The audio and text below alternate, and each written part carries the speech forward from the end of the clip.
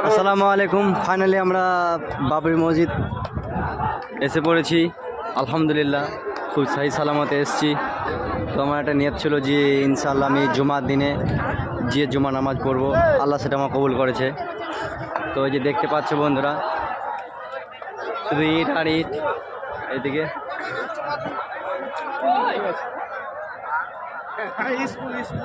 ইট আর ইট। এবার পরে উঠে দেখানোর চেষ্টা করছি। দান করুন আর সামনেটাকে ফাঁকা করে দিন।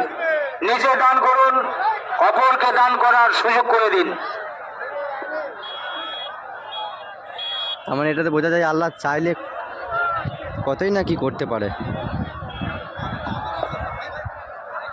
সুবহান আল্লাহ, আল্লাহর কি কুদরতি দেখে নাও বন্ধুরা।